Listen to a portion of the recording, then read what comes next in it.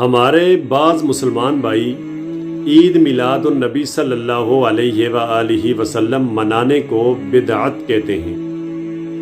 ان کی دلیل یہ ہے کہ جس طرح موجودہ دور میں عید میلاد النبی صلی اللہ علیہ وآلہ وسلم منائی جاتی ہے، حضور علیہ الصلوۃ والسلام کے دور میں اس طرح عید میلاد النبی صلی اللہ علیہ وآلہ وسلم نہیں منائی جاتی تھی، اس لیے یہ بدعت ہے، اسلام میں اضافہ ہے۔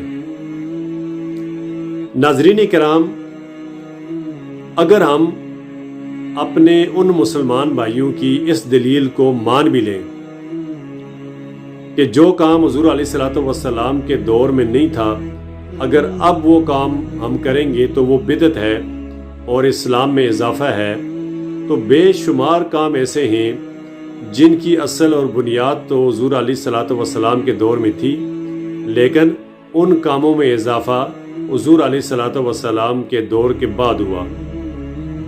تو کیا آپ نے سنا کہ کسی بھی مکاتب فکر کے علماء کرام نے ان کاموں کو بدعت کہا، اضافہ کہا؟ حضور علیہ الصلوۃ والسلام کے دور میں مسجدیں تھیں، لیکن ان میں محراب اور منبر بعد میں بنائے گئے، گنبد بعد میں بنائے گئے۔ کیا کسی بھی مکاتب فکر کے علماء کرام نے ان کاموں کو بدعت کہا، اس اضافے کو بدعت کہا؟ ہرگز نہیں۔ کوئی مسجد ایسی نہیں ہے جہاں محراب و منبر اور گنبد نہ ہو۔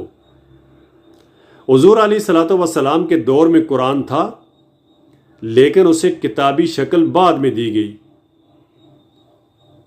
حضور علیہ الصلوۃ والسلام کے دور میں تراویح تھی، لیکن باجماعت تراویح بعد میں ادا کی گئی۔ حضور علیہ الصلوۃ والسلام کے دور میں قرآن تھا، لیکن اس پر اعراب حجاج بن یوسف کے دور میں لگائے گئے۔ حضور علیہ الصلوۃ والسلام کے دور میں احادیث تھیں، لیکن انہیں کتابی شکل بعد میں دی گئی، جیسے بخاری اور مسلم شریف۔ حضور علیہ الصلوۃ والسلام کے دور میں حج سادہ طریقے سے کیا جاتا تھا، لیکن موجودہ دور میں جدید سہولیات کے ساتھ حج کیا جاتا ہے۔ حدیث مبارکہ میں آتا ہے کہ حضور علیہ الصلوۃ والسلام ہر پیر کو روزہ رکھتے تھے۔ صحابہ کرام کے پوچھنے پر فرمایا کہ میں اس دن پیدا ہوا ہوں، تو حضور علیہ الصلوۃ والسلام نے بھی اپنی ولادت کا دن یاد رکھا، اس دن روزہ رکھا۔ تو اگر حضور علیہ الصلوۃ والسلام کی امتی بھی ان کی ولادت کے دن کو یاد رکھیں، اس دن وہ روزہ رکھیں، جلوس نکالیں، ذکر و اذکار کریں، درود و سلام کی محافل سجائیں، نعت خوانی کریں، تو یہ بدعت کیسی؟ یہ بھی ایسے ہی ہے جیسے حضور علیہ الصلوۃ والسلام کے دور میں مسجدیں تھیں، گنبد نہیں تھے، محراب نہیں تھے، لیکن اب ہیں۔ عید میلاد النبی حضور علیہ الصلوۃ والسلام کے دور میں بھی منایا جاتا تھا، صحابہ کرام کے دور میں بھی منایا جاتا تھا، لیکن چونکہ وہ سادہ دور تھا، اس دور میں اتنی سہولیات نہیں تھی جتنی موجودہ دور میں ہیں، اتنے مالی وسائل اس دور میں نہیں تھے جتنا موجودہ دور میں ہیں۔ تو اگر عید میلاد النبی صلی اللہ علیہ وآلہ وسلم منانے میں جدت آ گئی ہے، اس میں اضافہ ہو گیا ہے، تو یہ بدعت کیوں ہے؟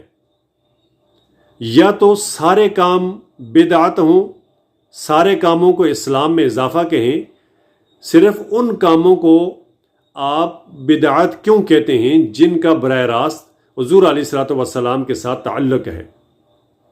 ایسے مسلمانوں کو، ایسے ہمارے مسلمان بھائیوں کو غور و فکر کرنا چاہیے، سوچنا چاہیے، اپنے گریبان میں جھانکنا چاہیے کہ وہ حضور علیہ الصلوۃ والسلام کے امتی ہونے کا حق ادا کر رہے ہیں یا ان کے دشمن ہونے کا حق ادا کر رہے ہیں۔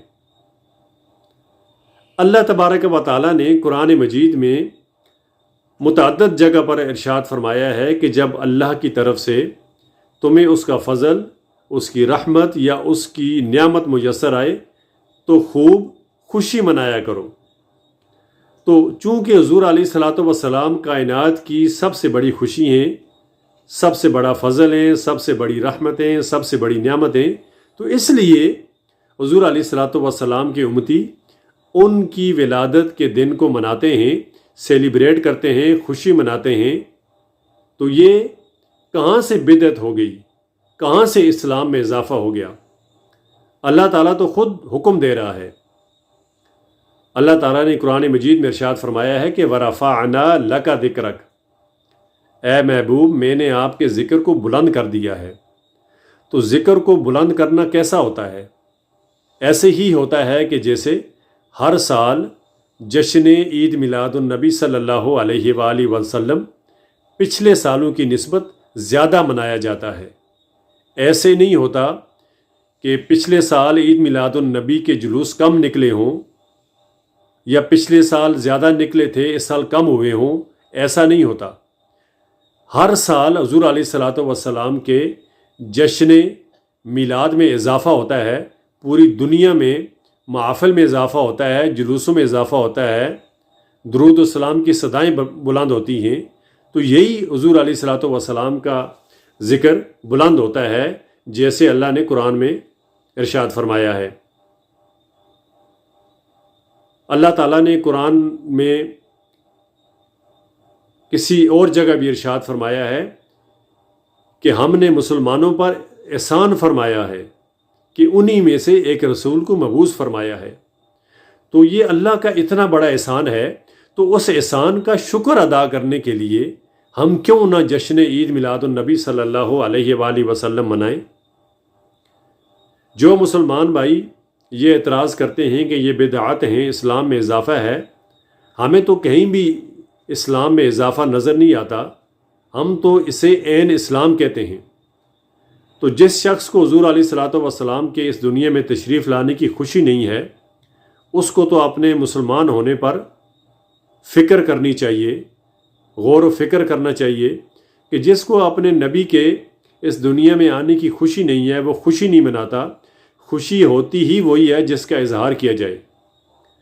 اگر کوئی مسلمان اتنا زیادہ خوش ہو، اس کو کوئی خوشخبری ملی ہو، اس کو کوئی پیسہ ملا ہو، اس کو کوئی دولت ملی ہو، اس کو اولاد کی اس کو دولت حاصل ہوئی ہو، تو وہ خوشی کا اظہار کرتا ہے، کھانے پکاتا ہے، اپنے دوستوں کو بتاتا ہے، اس کا اظہار کرتا ہے، تب اس کی خوشی کا پتہ چلتا ہے۔